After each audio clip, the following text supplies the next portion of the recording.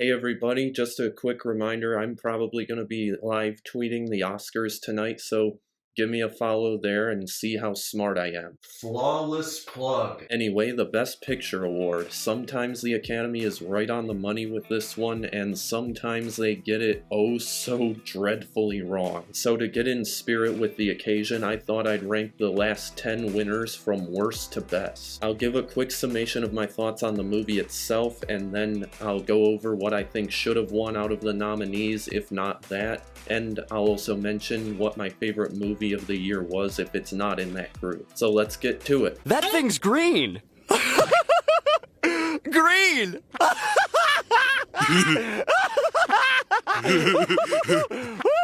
Granted, I haven't seen even close to every Best Picture winner, but of the ones I have seen, Green Book stands out as being completely unspecial and undeserving of the title. This really embodies the dad movie pick. Like, if you're my age, chances are your dad loves this movie. Loves it. Just ignore the fact that they didn't consult Don's family for factoids, only Tony's family, which kind of defeats the entire purpose of the movie. Best Adapted Screenplay, everybody. As for the actual movie, I can't get over how insanely repetitive the second act is. Tony brings up stereotypical black thing. Don says he doesn't like it. Tony acts surprised. Don performs, then has white people do racism to him. Tony defends him because he has to do his job, but he's starting to like him more and more. Rinse and repeat. It's not an exaggeration to say that once you reach the 30-minute mark, you've more or less seen the entire movie. That being said, I don't think this is awful. I sincerely hope Viggo Mortensen and Mahershala Ali's backs are okay after carrying this movie. On the whole, I really just found it incredibly unspecial and unengaging. It deserves its meme status as one of the worst Best Picture winners ever, and I will never be watching this again. Out of the nominees from that year that I've seen, I would have given it to Roma, and my favorite movie of 2018 was Blind Spotting, which was ignored by the Academy entirely. Next movie, please. Nine, nine, nine, nine, nine, nine! Boy, Argo sure is a movie that exists. Can't deny that. I checked out super early in this one because aside from the fake movie angle, everything just felt so ridiculously familiar. It's just another secret agent guys in suits pulling the strings movie. It really just feels like one of the most overdone plots at this point, and maybe it was more resonant when it first came out, but now I just don't care. I really have next to nothing to say about this. I don't hate it, but I just can't envision myself ever being bored and just saying, you know what, I'm gonna put Argo on. Alan Arkin is a national treasure, that's all I'm gonna say. Of the nominees that I've seen from that year, I would have given it to Django Unchained, though it is worth mentioning I haven't seen Amour yet, which I'm really looking forward to watching. My favorite movie from 2012 is The Hunt, directed by Thomas Vinterberg, which got nominated for Best International Film the next year, weirdly enough, even though it's listed as a 2012 movie. But it didn't get any other recognition, even though a Best Actor nomination for Mads Mikkelsen and a Best Original Screenplay would have been totally within reason. Moving on. Everywhere you look, I stand in the spotlight. Not yet! Spotlight is one of the weirder entries on this list. Dare I say that it's possibly the weakest of all that year's nominees. Wow, you actually nominated a lot of great movies and you went with the most boring one.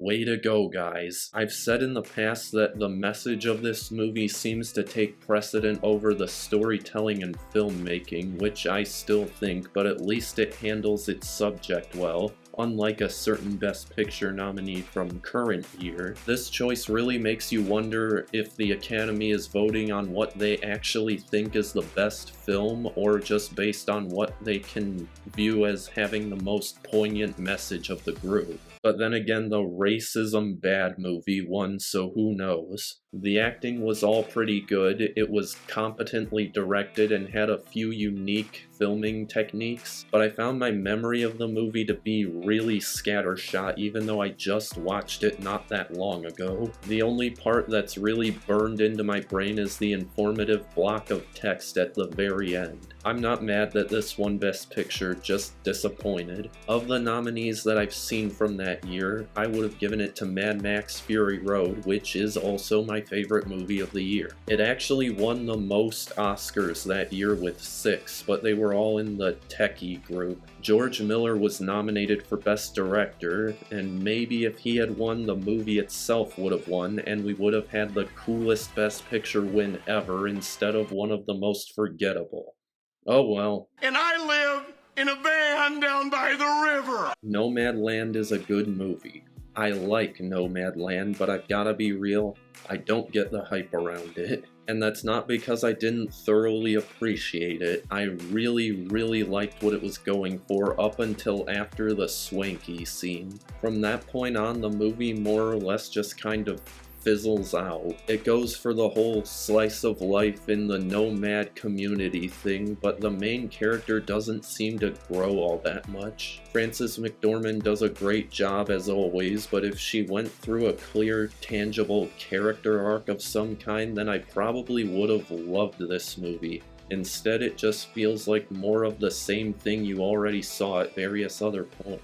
But don't let my criticisms stop you from watching it. Like I said, I still think it's good, but it feels like the experience could have been so much more than what it ended up being. It felt like all the pieces were there, but the puzzle just wasn't finished. Of the nominees from that year that I've seen, I would have given it to The Father, and my favorite movie of 2020 was I'm Thinking of Ending Things, which got no Academy attention whatsoever. That's despite the fact that there were several categories where if the Academy actually cared about filling the slots with the 5 best of the year, this movie would have been there, mainly editing. I said, okay, can we talk about how the fish was kind of hot? The Yif movie, I mean The Shape of Water, is really impressive. Guillermo del Toro really knows how to work within a budget. The style and scale of this movie never once comes across like it's constricted. The color palette is super cool, thematically fitting and different. Sally Hawkins does a great job along with Michael Shannon. The running theme of outcast characters is super resonant. This movie really just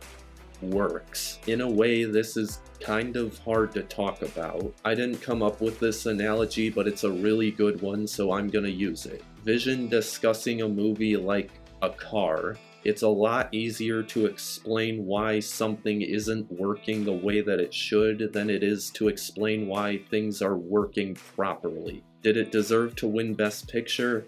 No, 3 Billboards is definitely the movie I would have given it to out of the nominees. And my favorite movie of 2017, which I've documented on this channel before, Blade Runner 2049, got hardcore snubbed of a Best Picture nomination. It was nominated in 5 categories and won 2, but what are you gonna do? And I got news for you. That means you It's really a shame that Moonlight is forever going to be associated with the colossal f***up that preceded its Best Picture win and have people thinking of La La Land whenever it's mentioned, because it really is a great movie in its own right. Out of every movie I'm talking about in this video, this feels the least like an Oscars movie, which is a good thing.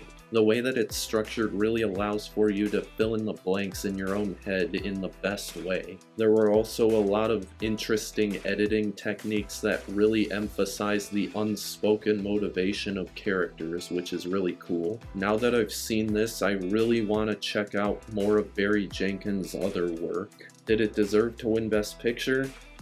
I still would have preferred either Hell or High Water or, yes, La La Land. My favorite movie of 2016 was Nocturnal Animals, which only got a recognition for Michael Shannon's performance, which was an odd choice because I don't think Amy Adams would have been out of place, and there was definitely room for it in Best Adapted Screenplay. Whatever, I guess it was too out there for the Oscars, even though the next year they would give Best Picture to a movie about a deaf woman falling in love with a fish man. Self-centered artist, self-obsessed artist. I am an artist, I am an artist. Holy sh**, the artist is so good. How come none of y'all never told me? The way that this is able to recreate the silent movie era is just so entertaining and fun. I'd say this is the most casually enjoyable out of any movie on this list. Not to spoil it if you haven't seen it, but there's also several scenes that really play on your expectations of a silent movie in such a unique and engrossing way. The commentary that it's able to make is also surprisingly thought-provoking when you consider the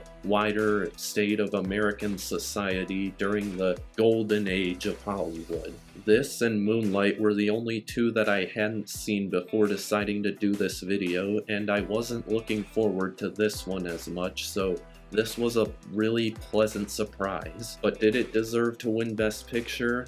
Out of the nominees, I would have given it to Moneyball, which by default is my favorite movie of that year. 2011 is a weird gap year where I didn't really see that many movies that were released. It was nominated for 6 Oscars but didn't win anything. Nothing really worth getting worked up about. Now we're in the top 3.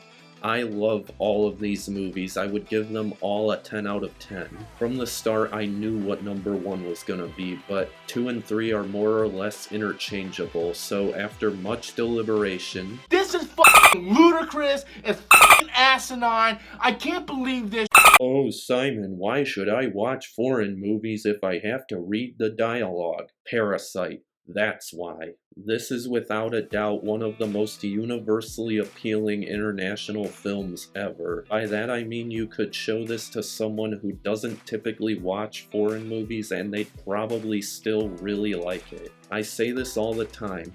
Language is not a barrier to a good story, it's just a different way of experiencing it. Like other great South Korean properties, this manages to run the full gambit of entertainment and emotion. It's also a great example of saying more than what's on the surface through characters and symbolism. Just the implications of the way that the two families experience the same events really emphasizes what Bong Joon-ho was trying to say through this work. I'd highly recommend this. If you haven't seen it, move it to the top of your watch list. Did it deserve to win Best Picture? Yes. Is it my favorite movie of 2019? Yes. Living out our lives as honey slaves to the white man! 12 Years a Slave is something special. Now, unfortunately, there's a large group of low IQ individuals who think that the only reason this movie was widely praised is because it's supposedly race baiting. You guys are a piece of work. What this movie actually is a chilling portrayal of the capabilities of human brutality and a powerful example of the strength found in the human spirit. Steve McQueen proves himself to be one of the best directors working today by creating a sense of atmosphere rivaled by very few. Without spoiling anything, there's a specific shot in this movie where it just lingers on the subject for far longer than you would expect and really allows you to soak in the weight and brutality of the situation. I never thought that an informative block of text at the very end would make me cry, but by God, this movie did it. The only thing that rubs me the wrong way is the fact that Brad Pitt, the chief producer, just inserted himself to play the one not racist white person. This is an intense, captivating, brutal experience that I really hope certain people are able to look past their preconceived notions in order to experience, because otherwise they're missing out on a true masterpiece. Now, did it deserve to win Best Picture? I know this is getting a little nitpicky, but I still would have preferred her. This is one of my favorite movies of all time, and I'm glad that it at least won Best Original Screenplay, because what it was able to accomplish is truly remarkable. And through process of elimination, we can now determine that number 1